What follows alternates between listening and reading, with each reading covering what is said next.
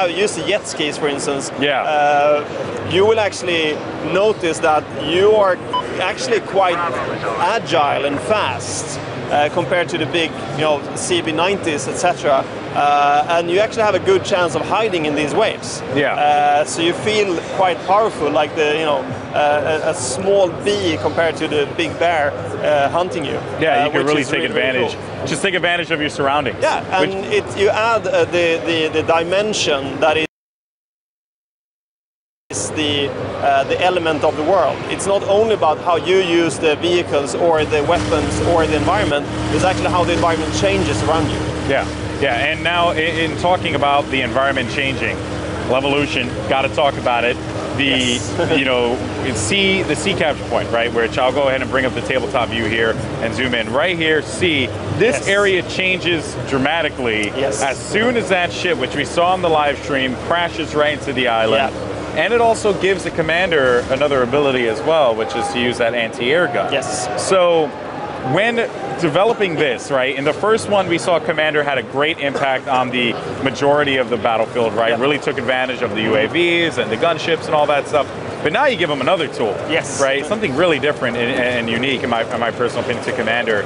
I guess, why not give that control to the player? Why give it to commander?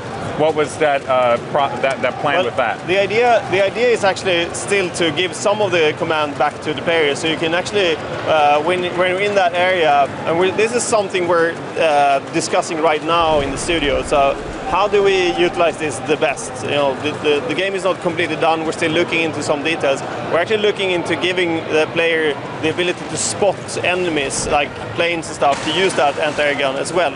So it's not only a tool for the commander, but we're still discussing it. So if people have feedback on it, please let us know. I think it's we want to build the best possible game, and we really want people to give us all their feedback on how to utilize this mode. To us, the most important thing is still balancing the game. You want the game to be super balanced. You don't want to overpower the commanders. You don't want to overpower the players, but finding the perfect balance. But also, to your point, that control point is also very interesting from another. The ship actually crashes into one of the buildings. That's right. Bringing it down completely. The classic, what we call D2. Destruction 2.0, where you actually not only take down walls, you actually take down full buildings. And it changes that control point quite a bit. Much like we did with Siege of Shanghai, when you take down the skyscraper, you actually move a control point. You actually affect the way you play around the control points. And I think that adds a lot of dynamic depth to the map. Oh yeah, without a doubt. One of my favorite things to see in Battlefield 4, and especially with this map, has been how battles change over time. And when I was playing on C and that raid ended up happening, let's go ahead and bring up right here. I was playing over here. I was actually in this area right next to the building, right where my mouse cursor was.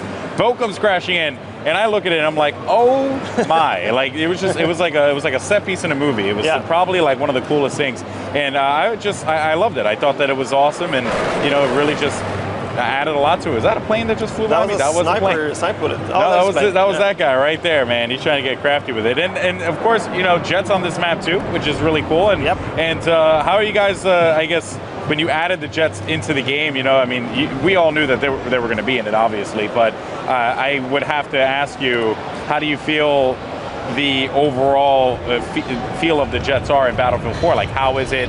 I guess. How should I say, in terms that make sense for viewers back at home? But I guess, how does it feel? Do you like just flying around and beating people up with a jet? To be honest, I like flying the jets, but I'm not that good at it. Neither people take me down very fast. Even choppers hunt me down and kill me. So I'm not the jet pilot type of guy. I know that the guys working with the core systems and vehicle balancing have worked a lot with both the jets and the helicopters to make them more, how should I put it, more agile, and also have them control better.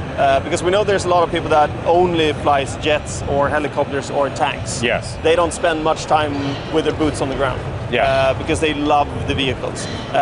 So we put a lot of focus on those, and also made sure that you can customize the vehicles in the game. So if you go into customize menu, you have the vehicle tab, and you can customize your vehicles. And also another thing that is quite cool that we have.